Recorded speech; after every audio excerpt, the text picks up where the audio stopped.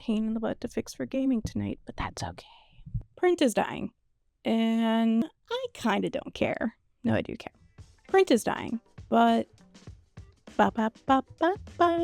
print is kind of dying, but I don't really care. Hi, my name is Alex, and 5 years ago, I started a website called buttermag.io with the intention of highlighting underrepresented athletes in outdoor action sports. And then about a year and a half ago, I decided to take that website and turn it into a print magazine, which was, at the time, a very interesting choice. I don't really care. I'm gonna make what I want to make and I think is the coolest. Specifically, when I say print is dying, I don't mean like books and stuff, though obviously that industry has seen some hits in recent years as well. What I am specifically talking about in that extremely clickbaity thumbnail and title and all of that is magazines. But yeah, as I said before, I'm Alex, and if you like independent media, if you like general sort of chaos, creativity, craftiness, if you like outdoor recreation like climbing, skiing, hiking, but also spend way too much time watching Jacksepticeye video game Let's Plays, and just are kind of gaming nerdy as well, then welcome. Hit that follow button. You are going to fit right in here. Because yeah, if you can believe it, Buttermag also started out as an ADHD passion project that grew into something so much more. Before we get into the vloggy behind the scenes portion of this video, I did want to talk a little bit about why I'm starting a YouTube channel and talking about butter, but not doing like an official Buttermag YouTube channel, if that makes sense. And there are two main reasons. The first is I think by having it be a personal channel of sorts, I'll feel less constrained in the type of content I can make. Obviously, I can make whatever I want for either channel. It's my thing. I get to do what I want with it. But to me, butter, and sorry, when I say butter, I mean Buttermag. I just shorten it to butter now. It's been that way for years. C'est la vie. To me, butter is and always has been about the athletes, not necessarily about me. And that's the way I want to keep it. That's kind of the whole point of it. For those of you who have not been introduced to Buttermag, as I said before, it's about highlighting underrepresented athletes in outdoor action sports. So that means like queer, trans, BIPOC, femme, plus size, basically anyone who's not like a cis white dude, which we love. We love our cis white dudes. There's some real homies out there. But y'all get all the screen time, both on actual screens, in movies and stuff, and in magazines and stories. And there tends to be, I'm sure there's a more accurate or more academic way to put this, but I have found when I was reading stories about, take for example, queer athletes in the past, their identity was sort of the crux of the story, which is, identity is a huge thing, and it is important to have your representation and highlighting that, but it kind of flattens these athletes down into like this one part of themselves. What I was hoping to accomplish with Buttermag was, by assuming you fall into some minority category from the get-go with butter, like it's a given to be featured in the magazine, then we're able to get into more of the story than just this identity and trying to explain to people what this identity is. And there's a lot of freedom in that. And that tangent started off with me saying why I'm doing the separate YouTube channel. If I was to do a YouTube channel based solely on Buttermag stuff, then I would want it to be features on athletes, pretty much exclusively. Fun interviews and all that stuff, but it would be about the athletes. And that takes time to organize, and it needs a budget, both of which I have very little of. That is a future dream. Post-it note on the wall, will make it happen someday. But it felt like there would be a bit more freedom and a bit more flexibility by doing sort of a behind the scenes and focusing on some of the stuff that I do to make Buttermag happen. And then the second reason, I don't know if you noticed from the subject matter that I just listed, but Buttermag is inherently a pretty political magazine. We don't talk about politics specifically. Oh, there's a little politics. because of the subject matter, Butter Mag very clearly falls into a specific political demographic that is not super popular with advertisers right now, sort of creating a little extra distance between the subject matter and the YouTube channel. I'm hoping that will create more opportunity for sponsors on this personal channel, because I am fully willing to sell out my soul to advertisers in order to fund butter, is essentially what it comes down to. But yeah, it feels a little weird to come up here and be like, I'm mostly on YouTube to make money. But like, that's the truth. I mean, I love sharing stuff with you guys and sharing behind the scenes, but making YouTube videos is a lot of work, and I'd be lying if I said I wasn't doing it with some hopes of becoming more financially independent and being able to focus on butter more, have the funds to accomplish the things I would like to accomplish with butter, because creativity and a can-do attitude can go a pretty long way, but money helps too. Money helps make things happen, it turns out. And I hope that by being on YouTube, I can connect with y'all a little bit more, and you can get to know me a little bit better, especially since I am horribly inconsistent on Instagram and TikTok, because it stresses me out. But yeah, I had a reel, if you will, did pretty well on Instagram last spring. Like, I think more than tripled. I went from like 2,000 followers to 19,000 followers over the course of a few weeks, and it stressed me out so much that I really haven't posted much since then, because it felt like so much pressure. Like, it was so scary, and I'm so thankful for all of you that followed. If you're here now, I'm glad to have you here. It was scary. It was a lot of people suddenly seeing me at once, which is weird. It's weird to have happen. Exciting, and I probably should have rode that momentum a little bit more, but here we are now, and we make do with where we are at a given time. And since I'm not yet sponsored by any advertisers, obviously, I'm gonna plug my own thing, which is Butter Mag. Could you have seen this coming? No, this is, whoa, get a close-up of it. Get her nice in there. That's our third issue that we just printed. Look at how thick it is. So if you subscribe to the Butter Mag Patron, you will get 2 issues a year, or biannual. Slay, bye.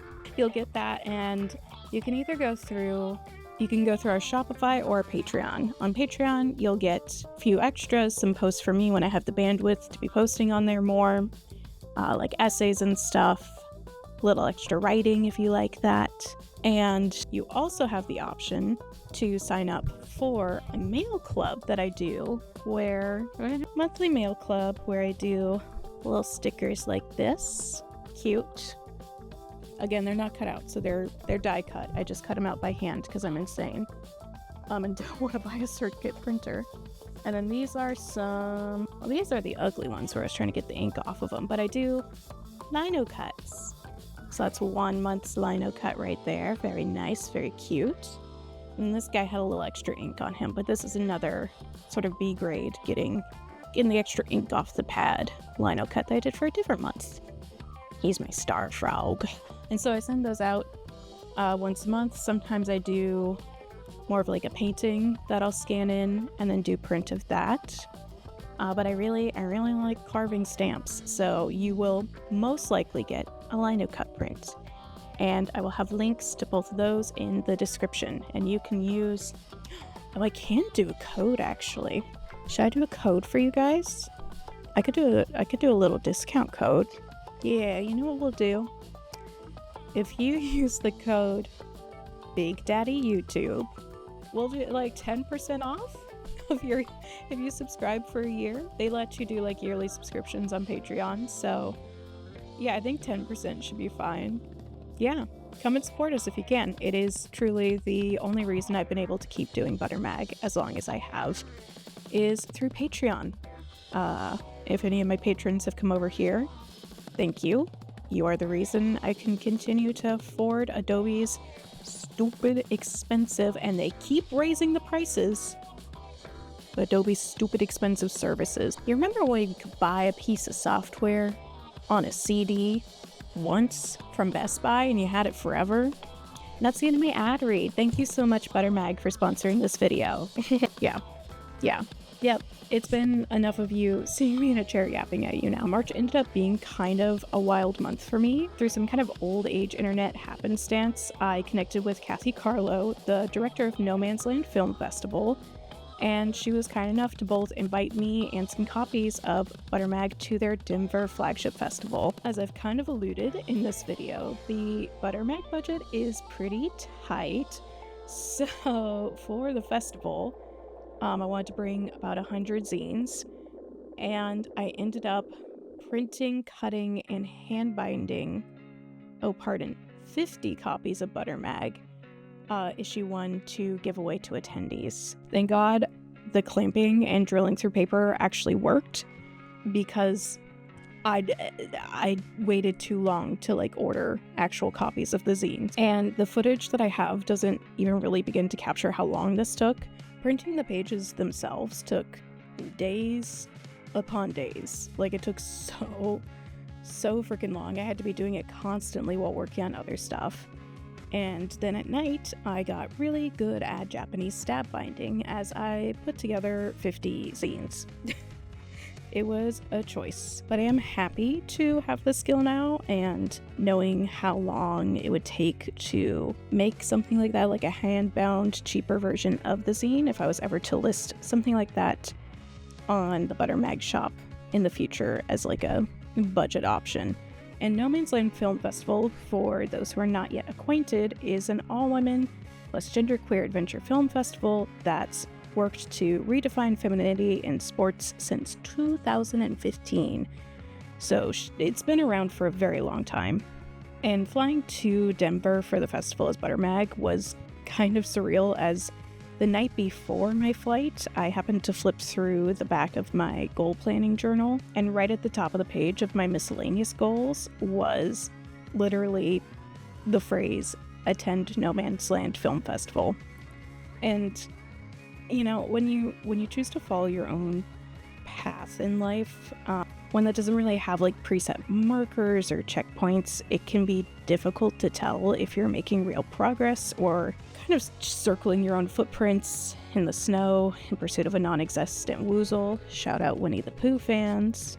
And so to see that goal so clearly written down the night before traveling to the festival, not just as an attendee, which is what I had thought when I wrote down the goal, but as a sponsor, really snuffed out the existential anxiety that I sort of constantly have about ButterMag for a moment, and replaced it with just this very smoldering sense of pride. It's nice to have that actual breath of self-actualization when you're swimming in this constant sea of uncertainty, and just knowing with absolute clarity for just even a moment that this is what I'm meant to be doing right here, right now. The festival overall kicked ass.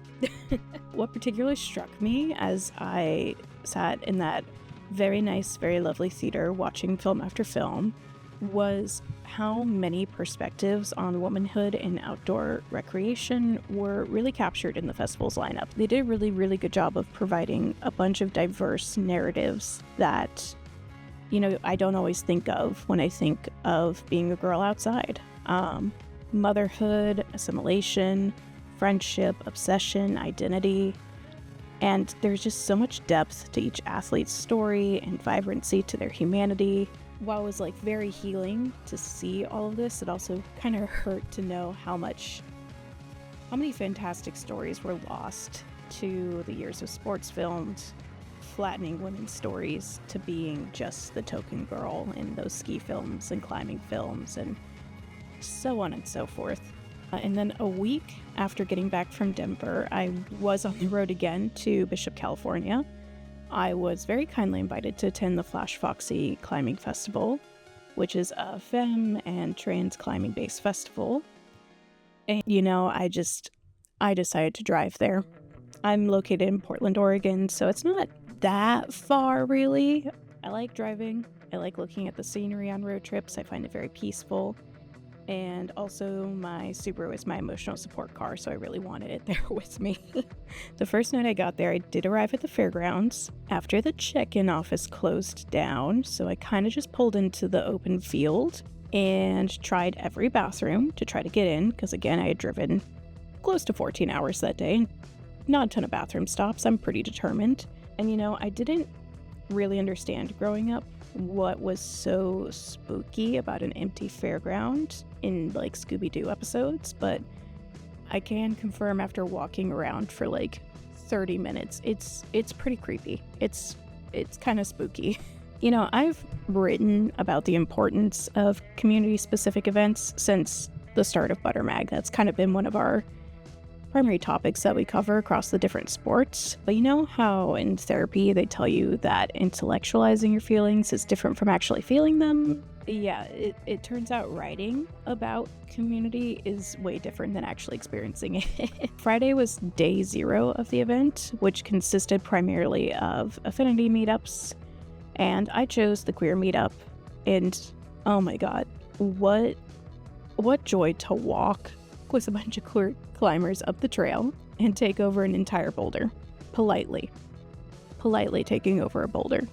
And to be surrounded by like what must have been over 20 climbers that each mirrored a part of me was just so magical. Like, this is corny, but I wrote down that it lit up the crag like a disco ball. That's sweet. Yeah, it did light up like a disco ball. It was a party. It was great. And I ended up not climbing that much over my 3 days at Bishop. I was pretty out of climbing shape, but as so often is the case when climbing with community, the palpable excitement, also known as stoke in the hip lingo of the youth, of watching strong climbers who looked like me top the boulder over and over and over again had me back at the climbing gym literally the week I got back from Flash Foxy. It's pretty obvious by the programming at Flash Foxy that Lou, the director of Flash Foxy, worked as a children's summer camp director before running the festival. And some of what stuck with me the most since the event are the activities that we did outside of climbing. I laughed, like real belly laughed, while tripping over my own feet while line dancing. I learned so much from the cultural presentations done by the local indigenous community.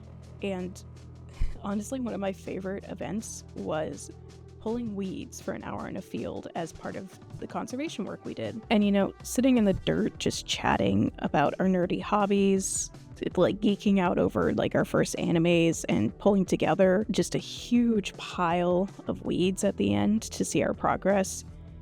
Like, it just really made me feel like I was part of something bigger. But yeah, by the end of that weekend, my social battery was fully depleted. If you met me at the event, and I came off a little antisocial, I do apologize. I am a chronic homebody, and I was thrown into a lot of very intense socialization scenarios in a very short amount of time, so I was trying my best to be normal. And then the rest of March, that's right, there's more stuff happening because March is when Butter Mag issue 3 came out. Yes, I am good at reasonably planning my calendar. So yeah, the rest of March was spent packing up copies of Butter Mag issue 3 to send out to subscribers, and then working on the mail club prints when I got back, and also enjoying cherry blossom season because in Portland we have a lot of really pretty cherry blossom trees. I'm just really giving you guys the full list. I decided, I guess, when I wrote the script. I also tried a new ADHD medication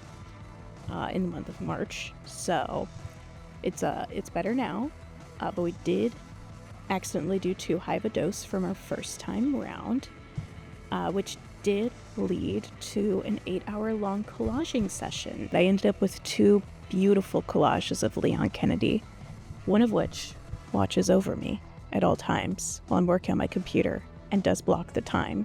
The other is now my phone background. If you want them, for whatever reason, I'll put down the links below.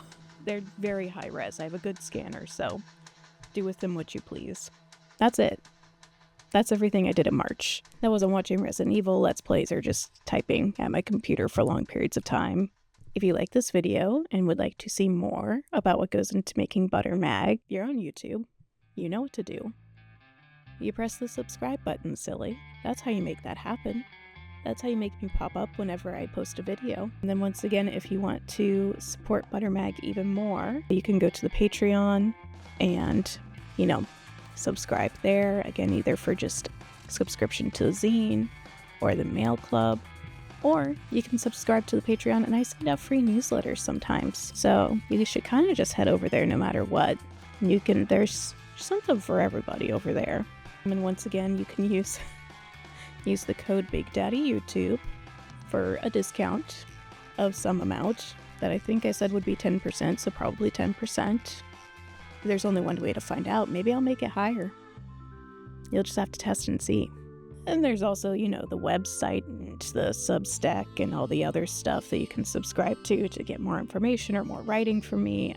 All the links are going to be in the description. It's where more information always goes. Thank you so much for spending some of your time with me today. I really appreciate it. Even you just being here and watching all the way to the end helps so much in both motivating me and feeling like I'm not screaming into a void when it comes to Buttermag. So, yeah. Thank you, and I'll see you next time. Bye-bye.